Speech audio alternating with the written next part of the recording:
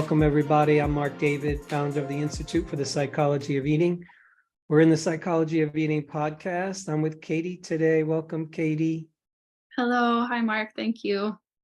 Thank you for being here. Just a quick word for anybody listening in who's new to the podcast.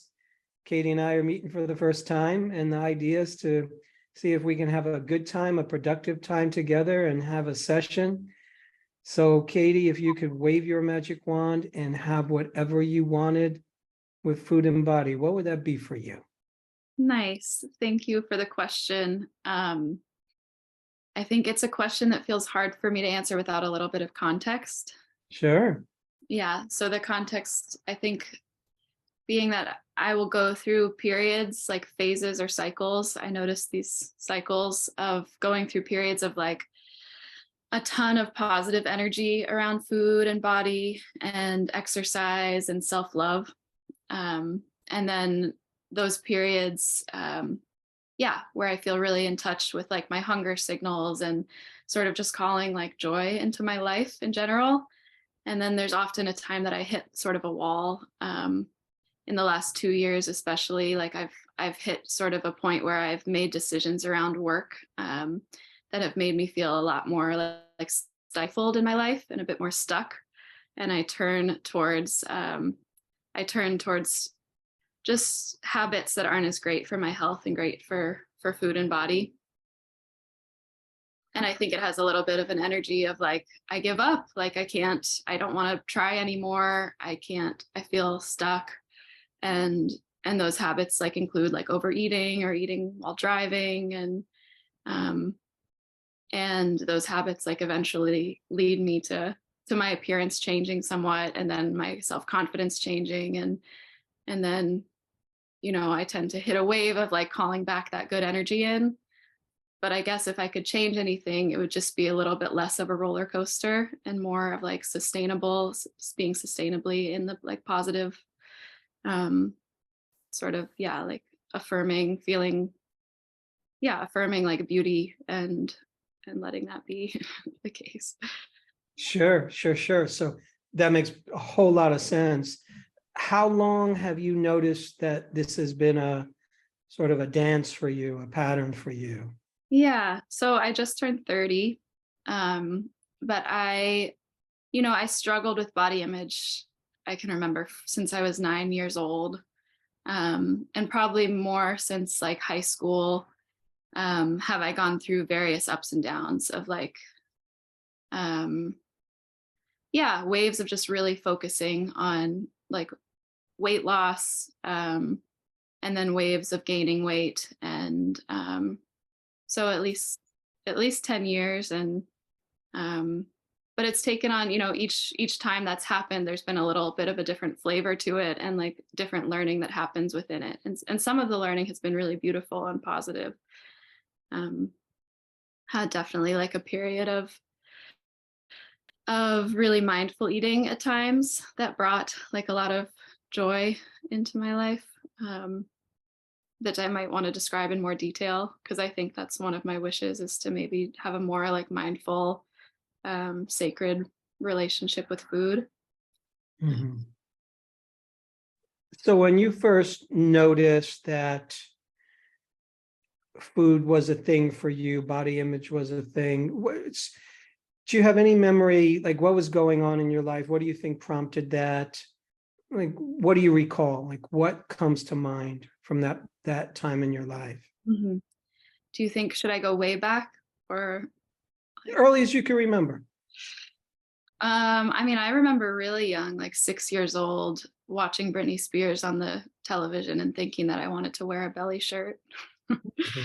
Or 9 years old, like on the soccer team and looking at myself in the mirror and seeing like a tiny little bump on my belly and feeling like, oh, that's not good. And I remember it being connected to like the influence of media. So that's a long time ago. And then different forms of it in high school, where I had a period in high school where I couldn't get to school on time because I would obsessively change outfits thinking that none of the clothes fit right. And that I feel like I've done a pretty good job and a lot of hard work of like letting go of a lot of that. In a lot of ways, I feel relaxed around food and relaxed around body, but can still get into the mindset, different mindsets that are hard. Yes, yes. So when did you turn 30? I turned 30 in December, the day after Christmas. Mhm. Have you noticed anything different turning 30? Yeah. I've noticed that I feel attached to my 20s, I guess, is what I'm noticing. Like, I feel attached to youth, and I feel attached to, I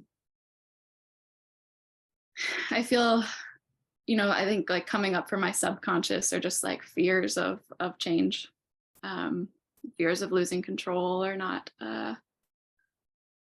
not being healthy, or not being well. Mhm. So, Anything else that you've noticed? yeah, it was 2 months ago. I don't know, like in my body. Just in general in your life. I often think of turning 30, turning 40, turning 50 as very just sort of palpable times when people can feel very different. There's a shift. Yeah, I think there's like a lot of change in my life right now. So I'm still sort of I'm trying to find my settled point.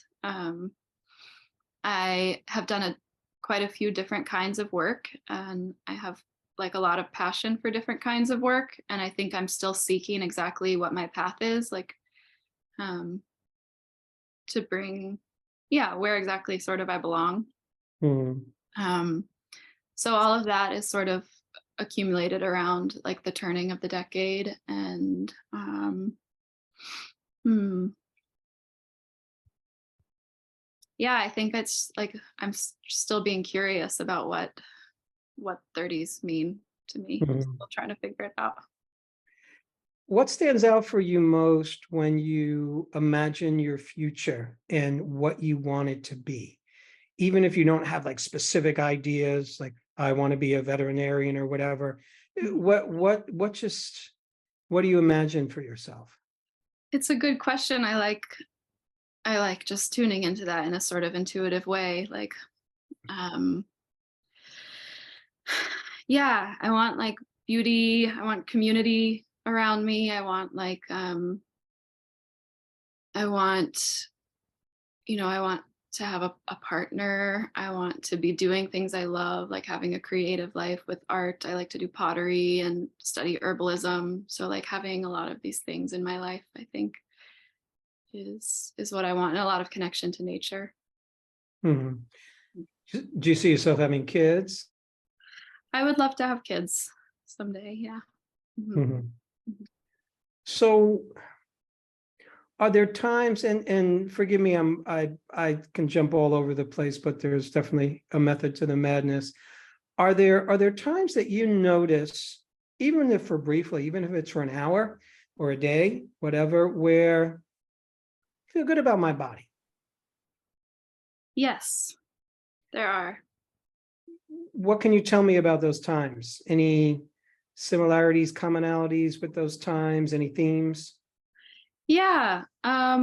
Like movement that I really love. I go to like a big dance sort of like um event. Many weeks I go to a dance thing. So it's like getting to move my body freely and feeling strong. Last summer I was hiking a lot. So those moments. Um, and yeah, I think when food feels in flow for me, which maybe I could describe what that looks like more, but when I just feel like I'm eating the foods that make me feel good, that I don't have guilt around, where I feel like, I feel hungry, and then I get to eat and it's delicious, and then I feel like happy afterwards, and I don't feel like I need to keep eating. Like, I'll have periods of that kind of flow, and that Mhm. feels good for me. Mhm. Other than food and body, Hmm. that was all handled. If you're in a great place with that, Hmm. what's the one biggest stress or worry or anxiety that you have right now? Um, Probably right now, like making decisions for the future, finding figuring out how I want to be financially sustained, Mhm. a big stressor. Yeah, yeah, Mhm. okay. And when it comes to weight, do you have in your mind, I want to be at a certain number, I want to be at a certain weight? Um, I don't think about the number too much. Um, I think that if I sustainably lost like 10 to 15, possibly 20 pounds, probably 10 to 15, but it was like a sustainable loss, like it would be better for my body. Hmm. Better for your body, meaning? Meaning, at least right now, I think because the last few months I've been more in that like what I'm calling like a negative phase. I think I've gained like 7 pounds in the last few months, and it just like I wake up and I feel like pain in my plantar fasciitis, which I relate to just being like just a little too carrying a little too much, and stiff, like stiffness in my shoulders and my back, and yeah, where I just feel like that has to do with just carrying a little bit too much. Mhm. Understood. Is there,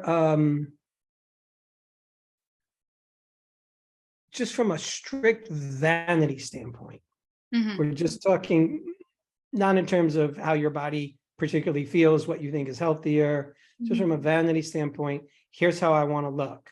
Mm-hmm. Do you have do you have a vision in your mind, an image in your mind?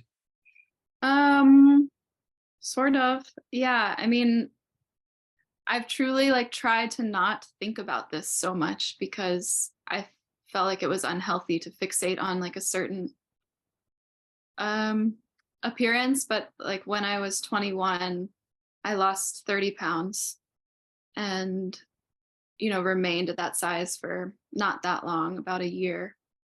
But I felt like incredibly confident in my body. Um, and and so I guess I would love to feel, I don't know. I guess it's been a long time since then. So I've almost like lost connection to it, but feeling like slim in the way that I felt then was nice. Um, I lost my period for most of that year. I stopped bleeding. So Mhm. I was underweight. Um, um, yeah, I don't know. Am I answering the question? Yeah, Yeah. yeah. What were you thinking when you lost your period that year and your body has lost a bunch of weight, and here it was, you're feeling good about your body Mhm. and you're not having your period? What did you tell yourself? Um, I guess I didn't know for sure that the period loss was about the weight at the time. I didn't Mhm. realize that until I gained about 15 pounds and suddenly my period came back. Um, but yeah, that was a period of time when I'd done like a lot of, I had like I had been feeling really down about my body. And I remember feeling so down that I just sort of like called to the universe for help. Like it had just been so many years of battling with that I remember just being like, help. Like, and this book came into my life that was all about mindful eating. And I started to read it and I sort of like adopted that mentality and those practices, um, like with very little resistance. It just sort of was about like self-love and being really present with every bite of the food. And I would eat just like, I would wait until I was hungry. I would cook something beautiful, exactly what I wanted. And I would like be so aware of the smell. I would feel the smell like hit my senses. I would take a bite. I would feel like where it nourished my body. And I would eat just like not even very much. And I would feel just like completely like satiated. And it felt like a very like spiritually connected time for me. Um, and I was studying abroad in college. So I had sort of a lot of things were easy. Like school was paid for, like my living situation was paid for, and I was in like a really pretty awesome like group of friends, and I just got to focus on me. And so as I dropped the weight, I think I just felt like super great. I just felt like, wee, this is what I've never dreamed that this could actually happen. Like, and I was running, going for jogs every day and practicing yoga. And I felt confident and I felt like, yeah, attractive. And those were all things that I'd wanted for a long time. Okay. Okay. I've got some ideas and some thoughts for you. Okay. Nice. I want to come back to age 30 and talk a minute about, there's been all kinds of interesting books written and interesting research on life cycles and different age groups. And the transition from 28, 29, 30 is a very compelling one. And what I've seen, what I've noticed over the years is that up to age 30, a human being is living sort of in reaction to my world, my environment, meaning, okay, I'm born, here I am, I got these two big people that are my parents, and here's the TV, and here's what I'm watching, and there's Britney Spears and her cute belly button, and I'm just kind of okay. I'm responding, and here's what's to eat, and wow, this is good, and wow, I want more of that, and we're responding to what's going on in school and the issues with friends, and we're just learning how to react to our world because everything is new. Something shifts around 30 where it's the turning point of reacting and responding to our world versus beginning to find yourself and choosing how you wish to be in the world. So yeah, we're always going to be responding to the world because the world's going to give you situations and experiences and moments and opportunities and challenges. And at the same time, this is a time in your life where it's an inflection point. You are turning a corner. And I think part of what's happening is that for you, like a lot of humans, and particularly in this culture, like a lot of young women, we are in response and reaction to a lot of the images that we've seen and a lot of what we picked up from the world and the media about how you're supposed to look. And it's remarkable that, and it's not uncommon, you could be 6 years old and go, oh, I want to look like that. And you could be 8 years old and go, oh, I don't look like that. What do I got to do to look like that? At some point, we figure out that in order to look different,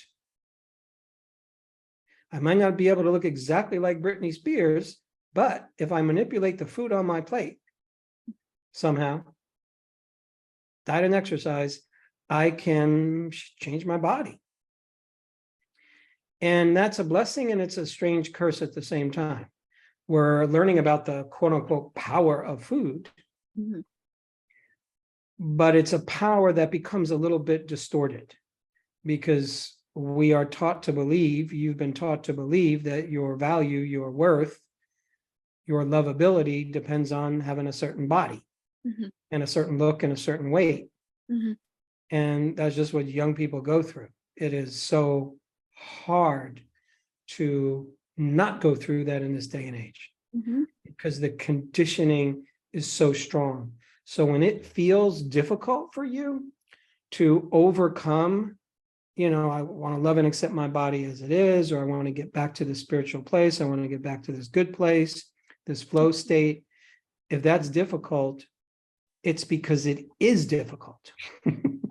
Like really difficult. Right. And it's not difficult because you have difficulty with it. It's difficult because the setup that's presented to us in the world makes it extremely hard.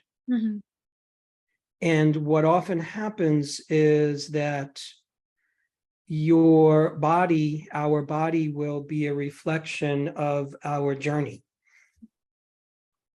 And your body's been a reflection of your journey. And in the times when you feel good about yourself, you kind of feel good about your body. Mm-hmm.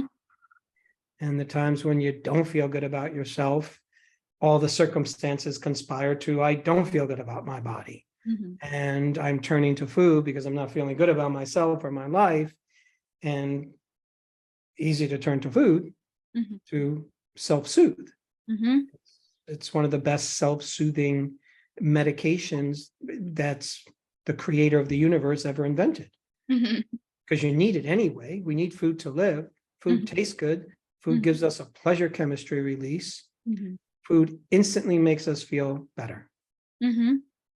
And we learn from a young age, like this is instant. I can relax. This feels good.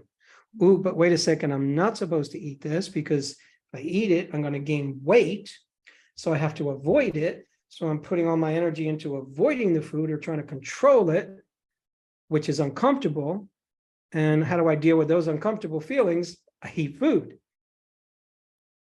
So it's a strange conundrum. Mm-hmm. I happen to believe that you're at a time in your life when you have more facility than you've ever had to start to occupy your body in a whole different way. And I don't see your issue as food. I don't see your problem as food. I just see you're an eater. I'm an eater. We're eaters. Mm-hmm. Obviously, we want to have the best relationship with food that we can. Mm-hmm. Sure.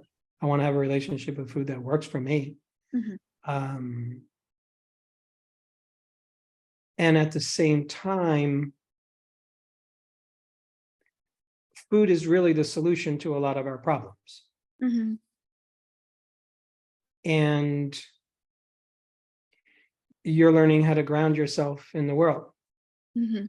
You're learning to find your way, and you're learning to find your place, and you're learning to find financial stability, and you're learning to make this next individuation from being dependent on anybody, Mm-hmm. dependent on family or parents, and be your own person. Mm-hmm. And find out, okay, what am I going to do in this world? What gifts do I have to give? That's a lot. like just saying that is a lot. Yeah. So if it feels confusing, it's because it is. If it feels daunting, it's because it is. Mm-hmm. And if you happen to turn to food in any of that to feel better about yourself, it is beyond forgivable. I'm just trying to put it in context. It's completely forgivable. Mm-hmm. Whew. Yeah. It's completely forgivable. And I think that's, if we're looking at how is my relationship with food and body a great teacher? How are the challenges that I face with food and body a great teacher? I think one of the things food and body is teaching you right now is forgiveness. Forgiving, and it's not like you've done anything wrong. Mm-hmm. Mm-hmm. But if I'm not eating the way I think I should, then I think I've done something wrong. Mm-hmm. If my body's not looking like I want it to look, Mm-hmm. then there's a part of me that's telling my body, you are wrong, body. Mm-hmm. And the body is wrong because I ate wrong, and I ate wrong because somehow I did the wrong thing. Mm-hmm. And if I'm wrong, then I'm guilty. Mm-hmm. And if I'm guilty, I kind of need to be punished, because that's what you do to people who are guilty of a crime. You punish them. Right. And we will each have our own brand of punishment. Mm-hmm. So it's learning to kind of start to get to the root of that conversation, which is not, oh my God, the eating is the problem. No, the eating is the solution. I'm eating to feel better about myself. I'm eating to feel some pleasure and some relief and some goodness. So that's a solution. The challenge is, how do I regulate my emotions in ways other than food? That's the growth edge. And the growth edge is, how do I give a big self-hug of forgiveness when I'm doing something that I wish I wouldn't have done around food? Yeah, totally. Yeah, so much of that resonates and feels like, yeah, feels compassionate. I feel it land in my body, and yeah, feel like emotional. Um, yeah, I think sometimes when like the overeating is happening, I kind of have that debate in my head, like, should I just be easy on myself? Like, just let this happen. It's okay. You know, like you in general, like you have a balance overall. So it's okay that in this moment you need that soothing, you know? Um, or sometimes wondering like, oh, you really should, you know, you really should be on top of this, or like, why are you now like letting yourself do this bad thing? Or, you know, that conversation happens in my head. So Yes. what you're So if I had to choose one place to start for you, the starting place would be, okay, when you're going to emotionally eat, do it. And when you're doing it, when you're eating, be really present, be really aware, eat mindfully, eat soulfully, get the experience that you want, and give yourself that without being in a fight in the moment, just so you can have that experience of, oh, this isn't actually a crime. It's not actually a crime. It's, I'm trying to regulate my experience right now. And you know something? Best solution I got right now is eating some food. It makes me feel good. Okay, so eat the food and feel good. And do your best to forgive yourself. And as the thoughts come up, call, well, you should have done different, you should have done something else. That's where you want to breathe in compassion and breathe in forgiveness, because as you strengthen that muscle, that compassion muscle, that being present when I'm doing this thing that I've told myself is wrong, actually being present for it and experiencing it, your choosing muscle actually gets a little stronger. So in other subsequent times, you'll have more ability to make a different choice. Because you know you're going to stand by yourself. You know you're not going to self-attack. You know you're not going to self-blame. Right. Part of the challenge is we get afraid of ourselves because we can be a harsh critic. Yeah. So I don't want to. So I don't want to do this. I don't want to eat this because I'm really going to get down on myself. That's scary. That's enough to scare you into eating. Totally. Yeah. So it doesn't sound super sexy, but I think it's a next practice, because you're riding the wave called your life. And right now, this is what your life looks like. Uncertainty, unknowns, possibilities. And you're learning, like so many of us, we're all still learning how to be in our body in a way that works. It doesn't stop. You know, there's going to come a time when, you know, this eating thing is not an issue for you, and you'll have some other issue with your body. A pain here, an ache there, a joint this, a rash here, whatever it is. We're always learning to be inhabiting our body in what the body's doing. Mm-hmm. So I just see you as riding the wave of your life. And I think it's just helpful to remember that your life is not a smooth, easy wave right now. Mm-hmm. Yeah. Yeah. I think that that's something that maybe I need to change my self-talk around, because I think there's so much of me that just wishes it was smooth and easy, or wishes like, or thinks if I'd done it right, if you just made that choice, that one choice that time, then it would be smooth and easy right now. And yeah, kind of like getting down on myself for not having made all the right choices, which brings up pain. Yeah. Yeah. Mm-hmm.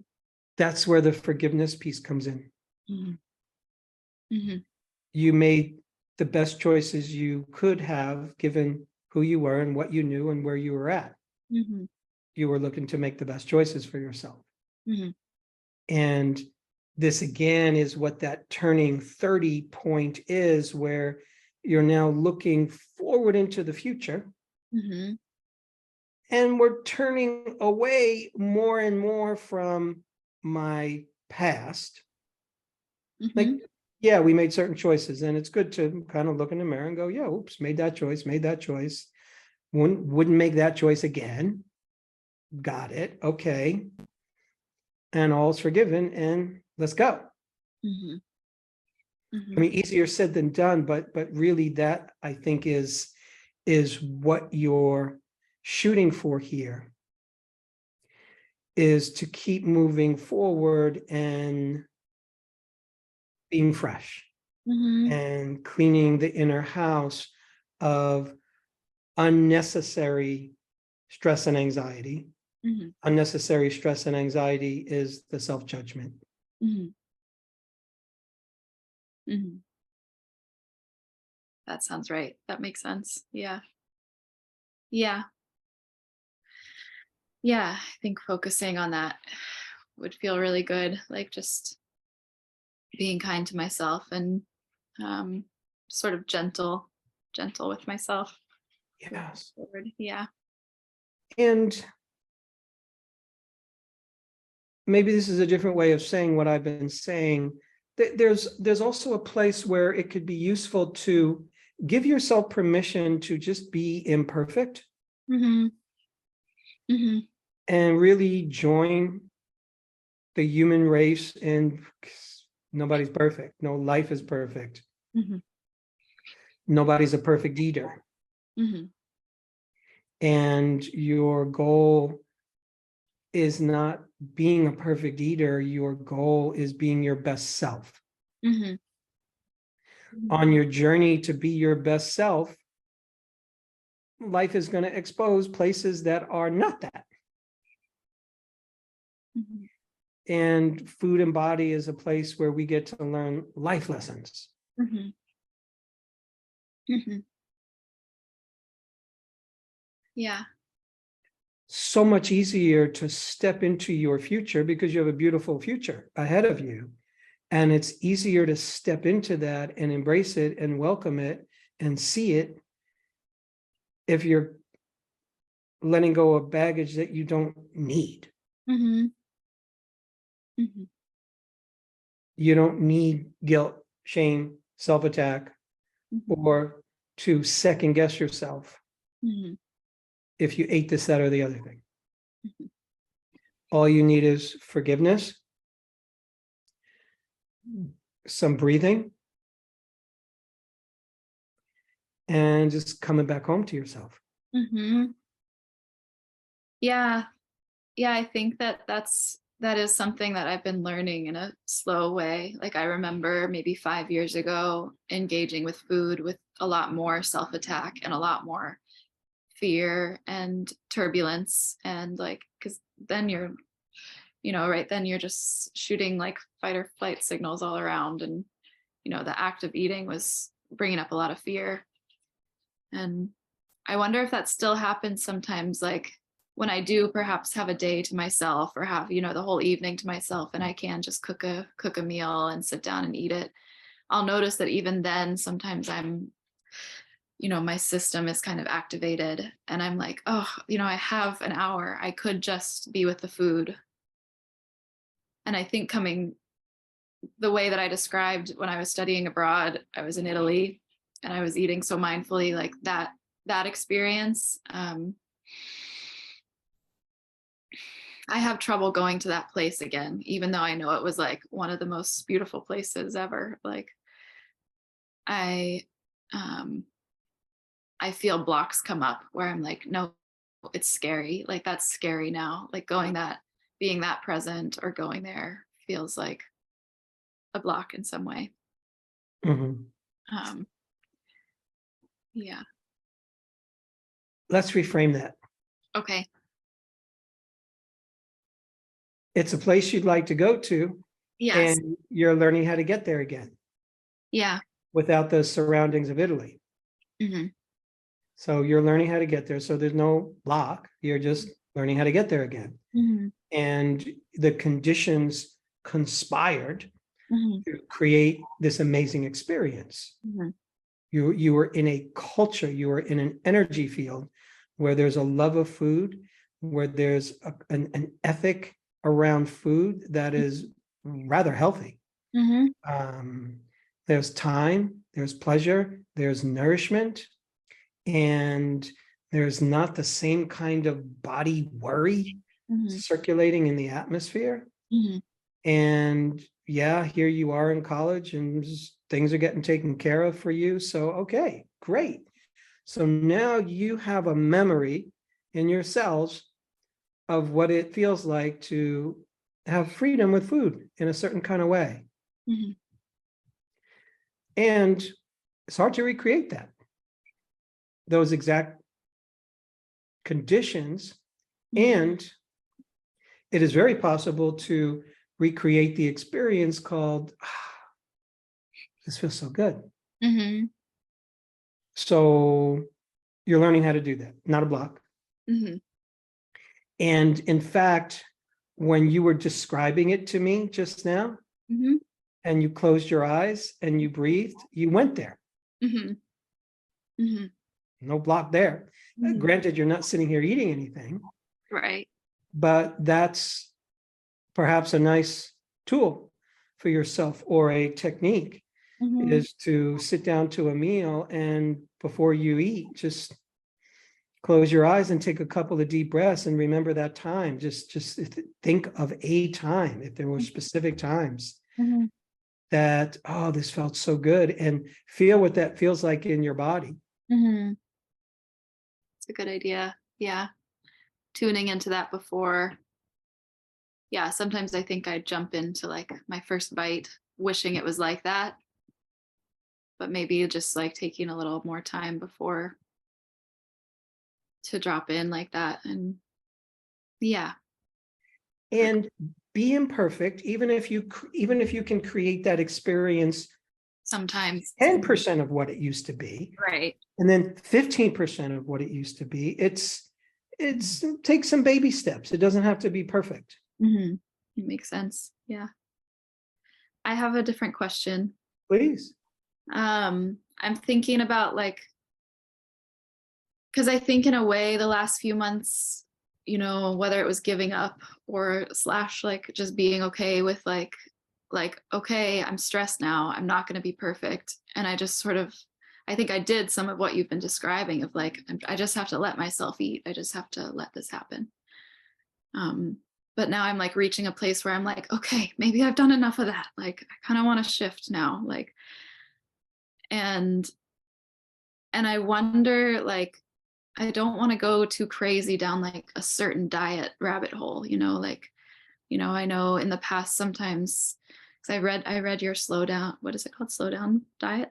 Yeah. Yes. I really enjoyed that book. It was wonderful. But yeah, like you really suggest eating breakfast. And that's something that I struggle with, that decision, because I notice if I don't eat breakfast and I either eat like sometimes as late as 1 in the afternoon, that seems like a sweet spot, or sometimes like 11 a.m. I feel really good. I like get all this energy from not eating. Like I feel kind of like I got cleared out. And then when I do eat at 11 or 1, then it's like I just feel like, oh, yay, now I'm really like eating and it feels great. And so I like kind of debate like, oh, should I give myself, like a 2-week cleanse or something where like I only drink juices in the morning and then I have a light meal or something. I'm looking into the future, wondering if I should do that. And also knowing that can cause like a yo-yo effect. And I sometimes get caught in that question of like, well, it can feel good to do like a cleanse, but it also like, I don't want to be too extreme. Yeah. Yeah. So I'm with you. Cleanses are great. Fasting is great. Intermittent fasting is great. It's all great. It's a tool. It's a nutritional tool for our toolkit. Mhm. It's a health tool for our toolkit. And I think what often happens is that a lot of people turn to fasting really as a way to lose weight Mhm. and as a way to keep in the frequency called I'm trying to train my body how not to eat. Mhm. If you're feeling tentative, I would rather you not do a cleanse until you feel more solid ground for yourself with food, Mhm. because it can be a yo-yo effect. Mhm. And it's a fine experiment. The reality is you're not going to harm yourself. Mhm. Nothing bad is going to happen. And cleanse might feel really good. Mhm. And you might lose some weight. Mhm. And that weight might stay off and it might not. It might come back on again. Mhm. And if it comes back on, then you have to be with that. Mhm. Like, oh, wow, I lost a bunch of weight and then some weight came back on. Mhm. So it's really being aware and willing on the journey Mhm. to learn from it. A spring cleaning is great. It Mhm. really is. And if it helps you center yourself and become more present with yourself, Mhm. and if it helps recalibrate you, I think that's the best aspect of a cleanse or a fast, where we're pushing the reset button on the body and the mind. Mhm. I don't look at it as just a thing for the body. It's also for the mind. Yeah. Big time.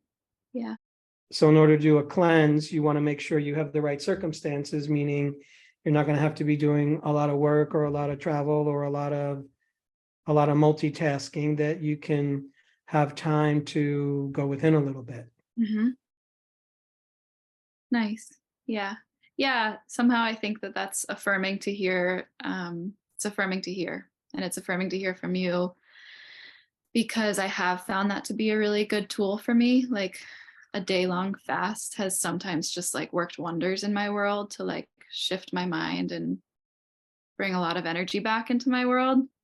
Yes. And so then I kind of freak myself out where I'm like, wait, that worked really well for me, but like I'll read books that say like don't do it because you'll mess up your metabolism, or like so I think I'm hearing like to just use it sensitively and mindfully, and don't expect it to be this like forever weight loss thing, but for like a different, it serves a specific purpose that's also for the mind. And Yes. Yes. It's a tool.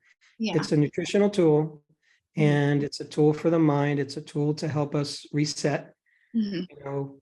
psychologically, metabolically, and then to notice whatever happens for you in the experience, notice what comes up, and always in the back of your mind, keep remembering that the goal is not to not eat. Mhm. Your goal is to learn how to be an eater in a Mhm. way that works for you. And this is just a great tool Nice. if you're drawn to it. Absolutely. Mhm. Nice. That makes sense. Um, I'm thinking of one more thing, or I Yeah. don't know. I don't know where we are with time, but I'm thinking of something else that comes up in my mind and psyche around body, which is where there's like particular body parts or body like even something as like strange and simple as like the slope of my shoulders. I'll get nitpicky about like, even when I'm in a place of like joy, like I feel like, oh, I'm in a healthy place and I feel like really happy about my like movement and my diet. I'll still maybe see a picture of myself and be really down. Or it's sad that our minds have been conditioned so specifically, I think. But I guess if you have any suggestions for like softening that, or if you've worked with people around that kind of thing. Yes. I like to think of that voice. We can call it the perfectionist archetype. It's literally a voice. And we often think that I'm me, I'm one person, and I am me, you're you. So we're distinct persons, but there's actually, we are composed of many different voices. There's the part of you that's a friend, there's a part of you that's a daughter. There's the part of you that's an academic. There's a part of you that's maybe an athlete. There's a part of you that's a meditator. There's a part of you that's a nature girl. There's a part of you that's the artist or the potter. Or so we have all these different archetypes in us. And one of the archetypes we have in us is the perfectionist. And the perfectionist voice is very strong. I'll speak for American culture, but it's been exported all around the world. That voice gets fed through media from a very young age.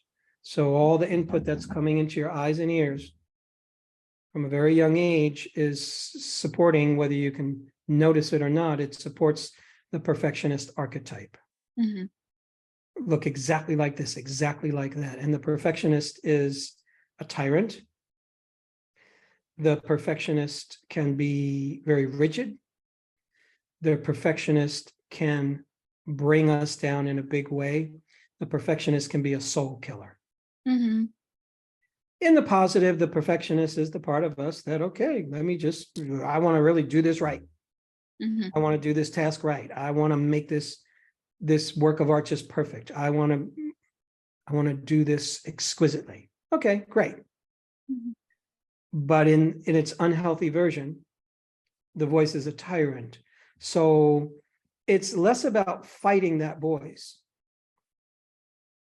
but noticing it and acknowledging that it is a distinct voice in you. That's not you. It's a part of you. It's a voice in you. And that part of you happens to show up, and it tends to sit at the head of the table when it chooses to, and it starts yakking. And that voice can easily get our attention. And that we can easily become subservient to that voice. So the way to be in relationship with that voice is the same way you would be in relationship, let's say, with meditation, which is, I notice when that voice comes up. I don't look to fight it. I'm not even judging it, like, oh, there's the perfectionist in me judging the slope of my shoulder. There's a perfectionist in me judging this little detail and that little detail. Oh, right, there she is. Deep breath and call in another voice. Call in the voice of compassion. Call in the archetype of the artist in you who can see beauty in just about any work of art. Body is a work of art. Your body is a work of art. Can you look at it and see the artistry in it? And see how what the perfectionist interprets as imperfection is actually a beauty. Is actually worthy of studying with curiosity, as opposed to judging with criticism. So I'm not fighting my perfectionist voice. I'm noticing it. I'm acknowledging it. I'm naming it. Oh, that's the perfectionist in me. I'm taking a moment of pause to relax myself, because the perfectionist will tend to stress us out, tend to put you in a physiologic stress response. So a deep breath when the perfectionist shows up, helps us bring down our stress temperature so we can call in a different voice. Mm-hmm. Yeah. Awesome. And assume that the perfectionist will always be there. Mm-hmm. Your job is not to defeat it. Your job is to just starve it by not giving it much attention. Mm-hmm. It starts to go away when you don't give it attention. Mm-hmm. Mm-hmm. Nice. And it shows up here and there, and you go, hi, when it shows up. Right. Yeah. Yeah, I think that's awesome. I like that a lot. I like that as like a practice, as a way to respond to it when I notice it. Yeah, sometimes I call in like the acknowledgement that like, okay, a 2-dimensional photo is not the same as like, doesn't look the same as like you actually do when you're like living and breathing and hugging and laughing with people. It's like a different version of you than like the alive version of you. And Yes. and like it's our ancestors, right? Like my great grandmother kind of her shoulders looked like that. So it's like that's okay, grandma, like you're fucking badass, grandma, like I'm glad that you're here with me. Or yeah, accepting like, yeah, trying to call in voices that are a little bit more holistically minded. Yes. And always the journey that we're on is owning our body and occupying it and landing in it and embodying in our body and inhabiting it, because this is the body I have, and this is where I live, and this is where I operate, and this is where I do business, and this is where I be me, and this is where I feel, and this is where I experience. So let's make it work. So that's the goal, and you're learning how to do that. Totally. Not guilty, nothing's wrong with you, literally. And we're letting go of old conditioning that arguably I wish wasn't there. But it's part of being a human being on planet Earth, is we need to let go of conditioning that doesn't work for us. Keep the conditioning that was good for you, and let go of the beliefs and the thoughts that, nope, they're little viral beliefs.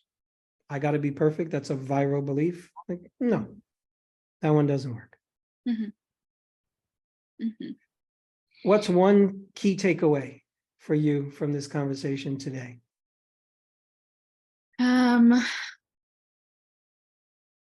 Yeah, I think the suggestion of forgiveness really stands out, and kind of the acceptance that I'm going through a lot of questions, and it's understandable and forgivable that it's a complicated time. I think I need to keep remembering that. Yes. I would say that's one good one. Yeah, I think that's a great one for you. Thanks. Yeah, thank you so much. Great to be here. Thanks for all your work. Yeah, Katy, great job. Thanks. Thank you. And thanks everybody for tuning in. Take care, my friends. Hey friends, we're so happy that you've joined us for another episode of The Psychology of Eating with Marc David. Are you loving these episodes? Then simply subscribe and you'll never miss an episode again. We'd also love it if you'd leave us a comment below so we can hear more about your own journey with food and body. And if you're curious about what we offer at the Institute for the Psychology of Eating, including our internationally acclaimed coach certification training that's rooted in dynamic eating psychology and mind-body nutrition, please head on over to our website, psychologyofeating.com. Until next time, take care, and remember, having the body you want starts with loving the body you have.